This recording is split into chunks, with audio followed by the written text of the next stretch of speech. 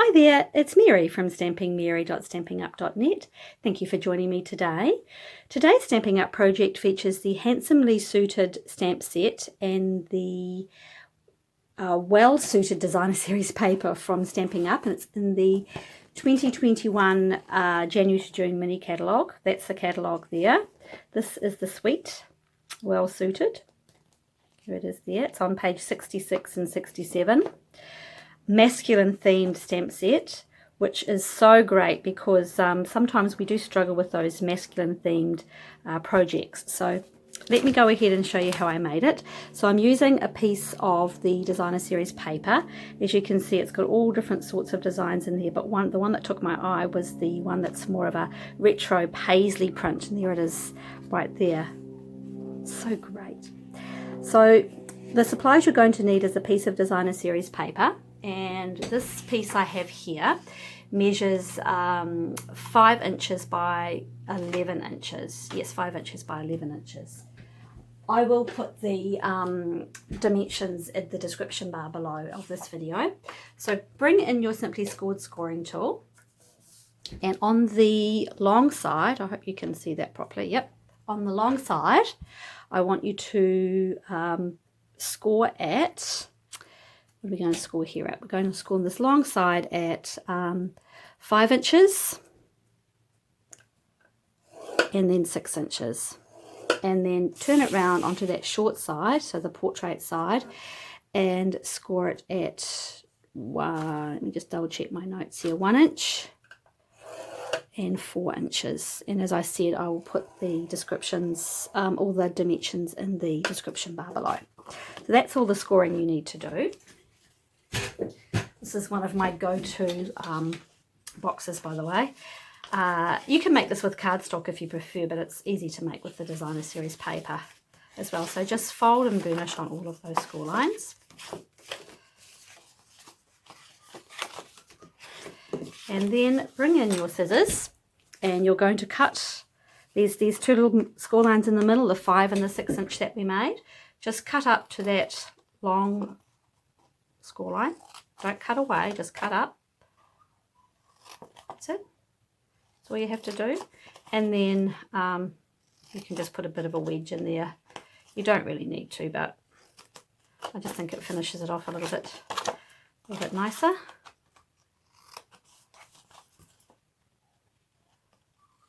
There we go. That's that done. So the box, you fold these 2 tabs here in, and then it just folds up like this.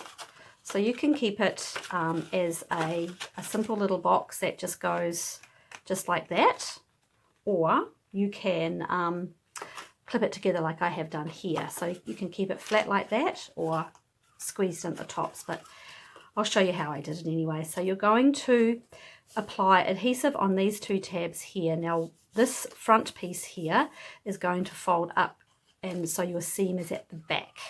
Alright, so you're going to put adhesive here, here, here, and here. I'm going to use my Stampin' Seal. Don't need the plus because it's just cardstock that we're, designer series paper that we're using, so there's no need. You can use the Stampin' Seal plus. You can use your tear and tape on this if you like. You can use liquid glue. Anything really that is going to hold it together easily. So just fold these ones in here.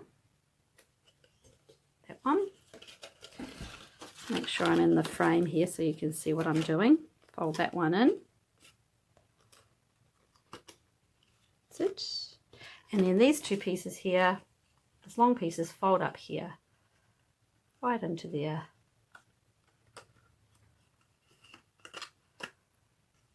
That's it. And then over to that side. Oh.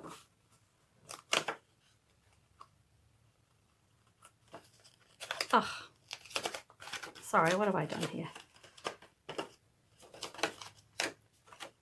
It's a lot easier to make than I'm making it look right now. There we go. That's it. So I just usually give them a little bit of a secure down with my bone folder. And there you have it. Now for some reason that's a little bit uneven right there, but that's okay. We can just trim that off. It's okay. So there you have it. There's the little box made with the seam at the back. So what I've done here, you can see, is I've squeezed it in, and it will naturally squeeze in, but we'll do that at the end because I want to show you how I did the decoration. So that's the box made. Isn't that cute? I love that paper. So I have used these dies here, these stamps here, the ties, and I've gone ahead already and stamped 2 of them out, and I've coloured them with the Balmy Blue blend, just intermittently there. And then I fussy cut them because they're really easy to fussy cut. So I've got those 2 there. I'm going to pop this one in here. I'm going to show you how I did that one. Like I say, they have got dies, but they're pretty easy to fussy cut. So I'm going to stamp this one in Poppy Parade. Go, and very quickly fussy cut that one.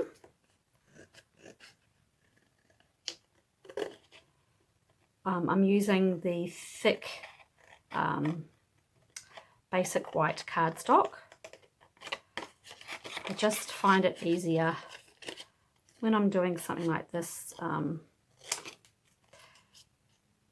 that the heavier weight of the card, just that little bit better. And then over there, if you don't like to fussy cut, and not everyone does, then obviously go for it with the dies for this set because they're great. But if you don't mind a little bit of fussy cutting, then I quite like it. It's quite therapeutic.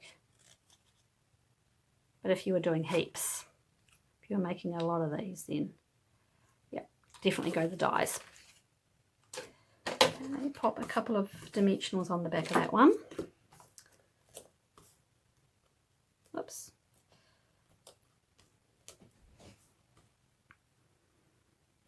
Okay, so as you can see, I've also got a happy birthday to you. Now there's Happy Father's Day, hence have a happy Father's Day, handsome. Thank you, world's greatest dad.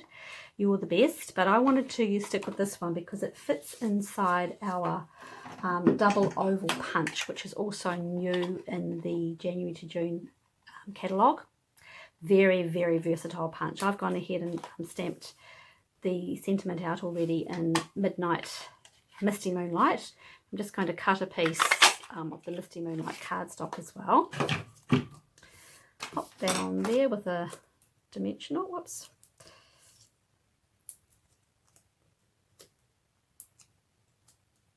And the backings are going everywhere. To here. All right.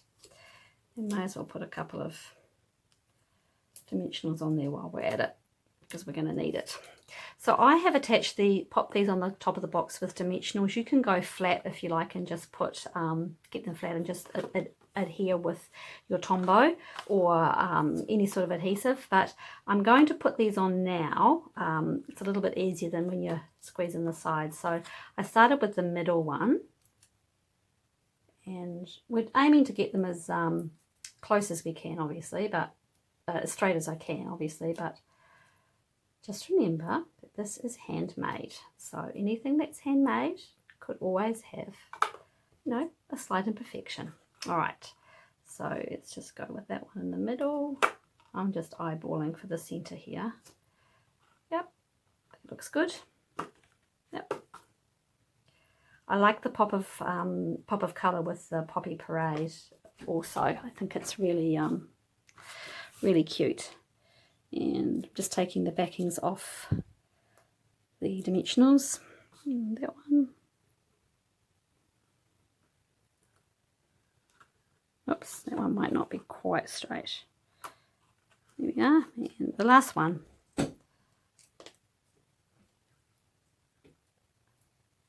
This designer series paper. Oh, I really, it's I love anything that's got the striped and diagonal patterns, and obviously I love them with the check too. So love. Right, there we go. Oh, straight enough for today. Straight enough. If you were being really strict on the lines, you probably pop a ruler in there.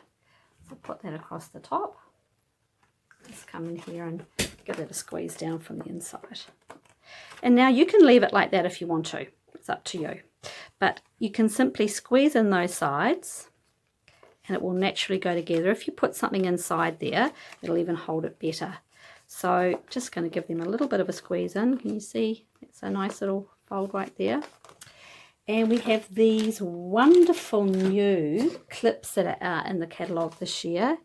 They're so wonderful, they are not on my desk at the moment. Where are they? Where have they gone? They are disappearing from view. That's this little clip right here. They are fabulous, and I really need them. Here they are. They are the Clever Clasps, they're called, and they are gold and silver. And because we are using the grey, we're going to go with the silver. They're great. We had some little clips last year, and they were tiny, tiny, tiny things. These are nowhere near as tiny. They're still little, but they're very effective. So I'll pop that there to hold it in. I like that look. And then we also have our well-suited twine, which is the Night of Navy and basic grey colours. Now, the bow obviously here is optional. Depending on who you're giving it to, they might not want the little bow on there, but I'm going to do it anyway for this one. I'm just using 2 pieces of the twine and just to make it a little bit... Actually, I think when I did this one, I might have used more. I did too. I doubled it over. That's right. To make it a little bit fuller. So I'm just going to double that twine over. And I shall attempt a bow. Oh. We might start that one again, I think. Oh dear. Feel free to fast forward through this bit of the video because it's going to get... Oh, now I've tangled that twine up there. Oh dear. We're getting there. All right. Let's just go with the 1 layer, hey? Or 2 layers, I think. Otherwise, this is going to get painful pretty quickly. Here we are. I can tie a bow, honestly.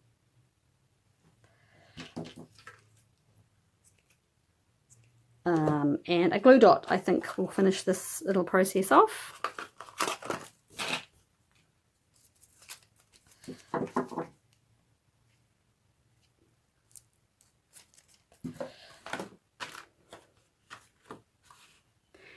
Let's pop that on the back there. Oops, where'd my glue dot go? Oh, here it is.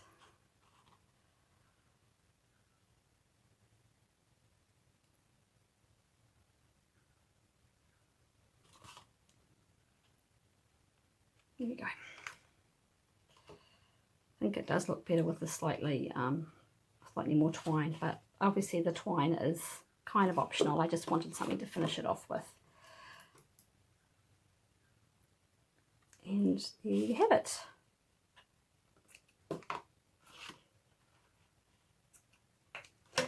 And there you have it. That's a cute little gift bag for a masculine theme, a birthday, or any sort of treat you want to give to someone in your life. There you go. Thank you very much for watching today. I hope you enjoyed the video. I have popped all the dimensions and products used in the description bar below. Thank you so much for watching and have a great and crafty day. Bye.